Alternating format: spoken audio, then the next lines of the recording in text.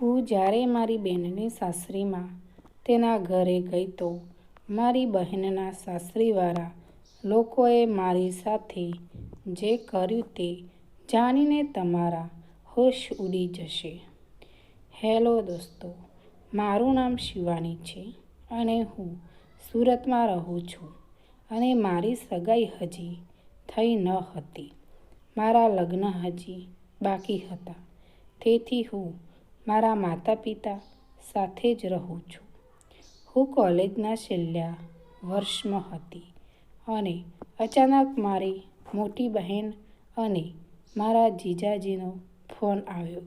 મારી બહેનનું નામ અંજલિ હતું અને અંજલિનો ફોન આવ્યો એટલે હું ફટાફટ મારું પેકિંગ કરવા લાગી અને પછી તરત હું મારું પેકિંગ કરવા લાગી બાજુના શહેરમાં મારી બહેનના ઘરે પહોંચી ગઈ. કારણ કે મારા બહેનની તબિયત અચાનક ખરાબ થઈ ગઈ હતી એટલે હું તેમને કારણ કે તે સમયે એમના ઘરે કોઈ ન હતું. મારી બહેનના સાસુ ગામડે ગયા હતા. મારા જીજુ, મારી બેનને સસરા, એમની સેવા કરનાર કોઈ ન હતું એટલે હું ત્યાં રોકાઈ. મારી બેનના સસરા શિક્ષકની નોકરી કરતા હતા, જેથી તેમની ઉંમર થઈ હોવાથી રિટાયર્ડ થઈ ગયા હતા. તે મને પણ જમવાનું ટાઈમે આપનાર કોઈ પણ ન હતું. એટલા માટે મારા પપ્પાએ કીધું ત્યાં જ રોકાઈ દેજે. અંજલિ અને જમાઈ પણ આવું જ ઈચ્છતા હતા કારણ કે મારા બહેનને 2 બાળકો પણ હજુ નાના હતા અને મારી બેનને મારા જીજાજીના ઘરે પછી બીજા દિવસે ત્યાં જતી રહી. પછી હું ત્યાં પહોંચી. મારી બહેને સાંજનું ભોજન તૈયાર જ રાખ્યું હતું અને મારી મોટી બહેન અને હોટલમાંથી ખાવાનું મંગાવી લીધું હતું.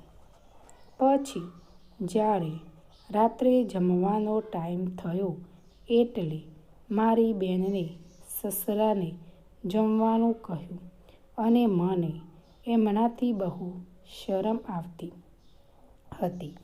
તેમની સામે ક્યારેય વધારે ના બોલતી.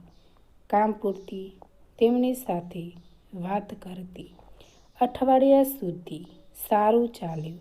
પછી જ્યારે હું એક દિવસ જ્યારે રાત્રે સૂતી હતી, મારી આંખ ઉઘડી તો અવાજ આવતો હતો. હું બહાર જઈને જોયું તો મારા જીજાજીના પપ્પાની રૂમમાંથી અવાજ આવતો હતો, જેથી દરવાજો પણ ખુલ્લો હતો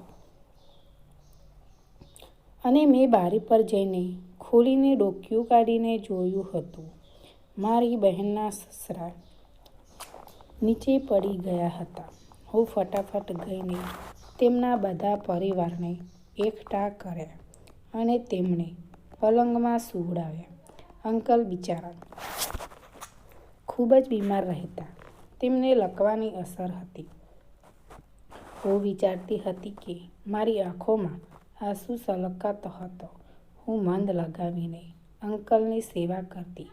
અંકલ અને હું રોજ તેમના પગ દબાવી આપતી અને એક દિવસ મને ઊંઘ આવતી હતી અને હું ત્યાં જ સૂઈ ગઈ.